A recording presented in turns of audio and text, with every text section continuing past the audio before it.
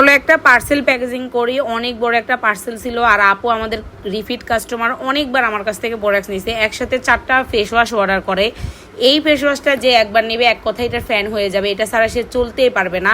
আমাদের এমন অনেক কাস্টমার আছে যারা এই ফেস ওয়াশটা ছাড়া চলতে পারে না। যখন আমি সামনে যে দিতে পারবো না, স্টকে থাকবে না, তখন আমি নিজেই পাগল হয়ে যাব, কারণ আমি দিতে পারবো না।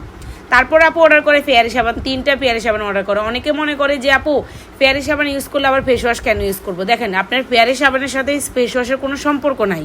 সাবানটা সম্পূর্ণ স্ক্রাব জনিত একটা প্রোডাক্ট। এটা সপ্তাহে 2 থেকে 3 বার দিবেন, হাতে পায়ে মুখে সব জায়গায় দিতে পারবেন, কিন্তু দিনে 2 বার করে তো আপনাকে ফেস ওয়াশ করতে হবে, তাই না?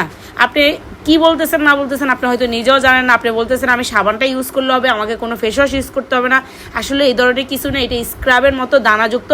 তাই এটা অবশ্যই আপনার সপ্তাহে 2 থেকে 3 বার ইউজ করবেন, তার বেশি ইউজ করার কোনো দরকারই হয় না। তারপর 3টা ফেয়ারি সাবান অর্ডার করে, 2টা ডক্টর রাসেলের ভিটামিন সি অর্ডার করে, সুদিং জেল, আর 2টা তেল অর্ডার করে। সাথে আপুকে একটা তেল ফ্রিতে দেওয়া হয়েছে।